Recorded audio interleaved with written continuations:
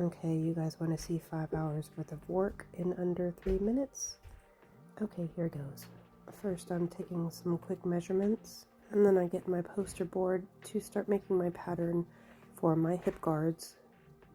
I'm just kind of roughly drawing out the way that I want them to be shaped, and also using my corset and my shoulder pauldrons as a guide and a reference. Once I'm happy with the shape in general, then I cut it out. I'm just flattening it out a bit and checking to make sure that the shape and size is going to work with the rest of the costume. Now that I'm happy with the size and the shape, I'm tracing up my pattern onto 5mm EVA foam, one in reverse. I'm using a fresh blade to cut out the foam. You want to make sure that you use a really sharp blade.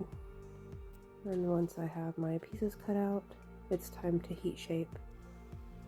I've really got to pay attention to which side of the foam that I am heat shaping, because I am the type of person that would end up doing 2 identical hip pieces. So now I'm just double checking my pattern pieces to see if they fit and they are shaped the way that I intend them to be, and I think they look pretty good. So I kind of design as I go along, and I decided that I wanted to make a back centerpiece that would kind of cover over my tailbone, I guess. I have no idea what that piece would be called, but it'll connect the 2 hip guards in the back. So here I'm cutting out half of the pattern, and then I'm scoring it down the middle so that I can fold it over and make sure that it's identical. And of course tracing it onto the EVA foam and cutting it out. And here I'm doing another test fit. I do a lot of these as I go along.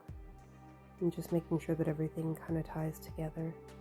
And here I'm cutting little strips from 2mm foam, and that's going to be the accent trim on this centerpiece. Just like on the corset and also on the shoulder pauldrons. So I was going to make the hip guards like armor, but I decided to make them giant scales so that everything ties together. This is what I have done so far, and tomorrow it'll be ready for primer and paint.